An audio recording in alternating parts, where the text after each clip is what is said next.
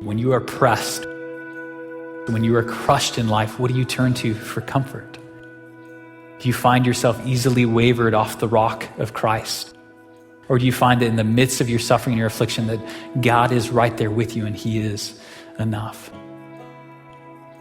In verse 3, Paul transitions into just praising God for being amazing in the midst of suffering. And so this is what he says: "Blessed be the God and Father of our Lord Jesus Christ, the Father of mercies and God of all comfort, who comforts us in all our affliction, so that we may be able to comfort those who are in any affliction with the comfort with which we ourselves are comforted by God." Let's pause there. When we go find these comforts that are temporary, they last a little while, but then what happens after that? We usually feel worse. There is no true lasting comfort outside of God. There's no comfort that will sustain. There's no comfort that will endure apart from the comfort that God offers. I think if we're honest with ourselves, we know this to just be true in life. Whenever we go through difficulty, affliction, or struggle, and we seek things to comfort us, they don't seem to last very long. They provide us a momentary comfort, but at the end of the day, they do very little to resolve the difficulties that we're facing. 2 Corinthians chapter 12, verse 7 through 10, and this is what Paul says: "3 times I pleaded with the Lord about this, that it should leave me. But he said to me, 'My grace is sufficient for you, for my power is made perfect in weakness. Therefore I will boast all the more gladly of my weaknesses, so that the power of Christ may rest upon me.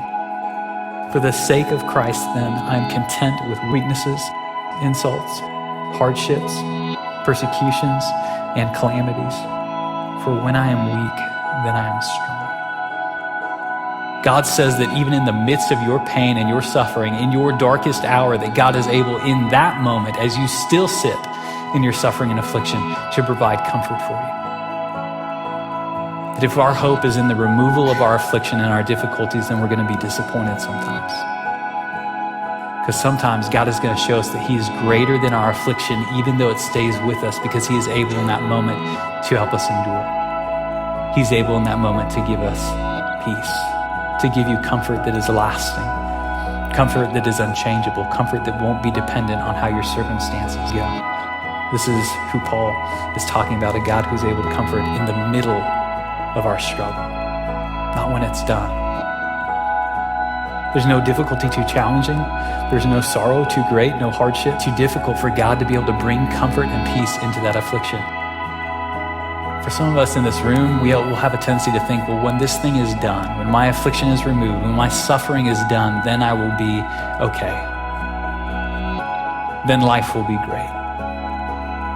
And God's response is, no. I'm better than that affliction. I'm more than enough, that even in the middle of that affliction, you're going to find me enough.